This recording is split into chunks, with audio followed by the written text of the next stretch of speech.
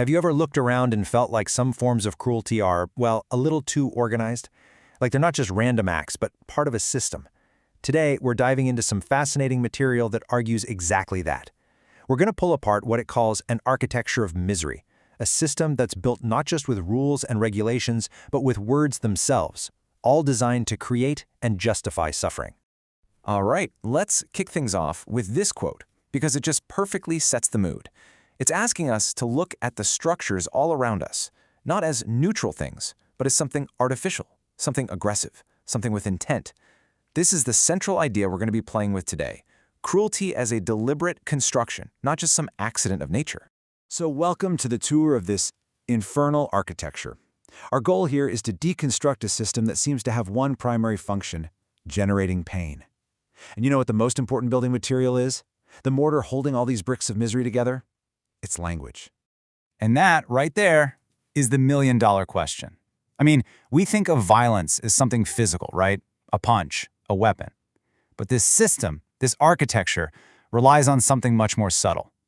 How do simple words, just ink on a page or sounds in the air, get turned into actual weapons that allow for and even formalize cruelty? And here's the core of it. The source material argues that what really separates this kind of systemic cruelty from, two animals fighting in the wild is formality. Language provides the justification.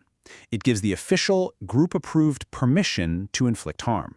That's the real leap from just random violence to what you could call organized psychopathy. And get this, it turns out our own language has these trapdoors built right in. Just look at the word sanction. It has two meanings that are polar opposites. It can mean a punishment for breaking a rule, or it can mean official permission to do something. You see how perfect that is? That ambiguity creates this incredible loophole for any system that wants to enable cruelty while pretending it's all about upholding the rules. This whole idea of sanctioning cruelty brings us to a really important character in this whole nightmare: the state-sanctioned sadist. Now, this isn't just some random person acting on a whim. No, this is someone who has been given formal, official permission by the collective, by the system, to inflict pain. So how does that actually play out? Well, the source material gives us this incredible analogy. Think of the state, or the collective, as holding a monopoly on violence. And by playing by the system's rules, certain individuals can effectively become shareholders in that monopoly. This flips justice completely on its head. Suddenly, these shareholders can act without any fear of retaliation, because the system is designed to punish the victim's reaction to the abuse, not the original act of abuse itself. And this perspective really draws a sharp line in the sand. On one side, you have the jungle. Sure, it's brutal and chaotic, but there's a kind of fairness in its randomness. No one is rigging the fight. But this artificial system, it's the exact opposite. It's like an enclosed stadium, a sorted artificial shell that is specifically and deliberately designed to be imbalanced, methodical, and just deeply, profoundly unfair.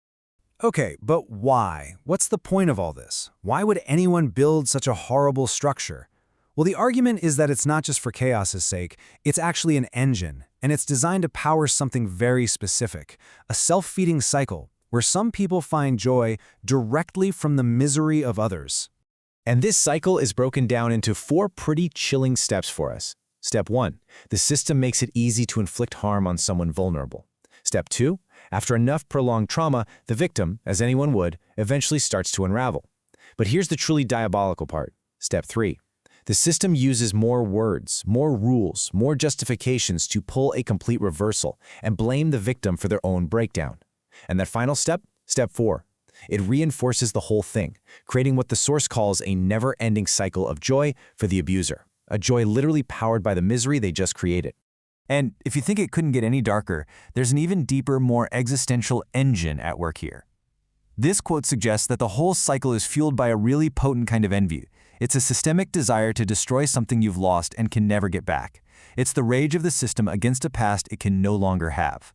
So when you have this systemic rage, this deep existential envy powering the whole machine, it creates a totally impossible situation for anyone who gets trapped inside.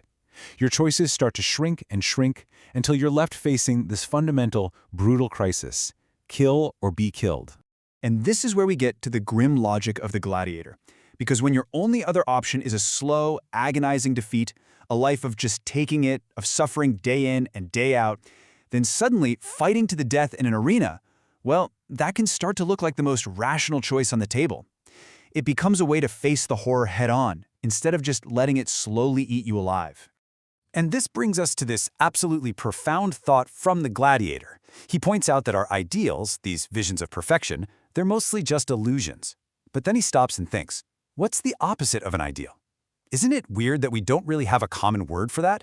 We have a word for a perfect, unattainable dream state, but no everyday word for the very real, very achievable worst-case scenario that we seem to be so good at building.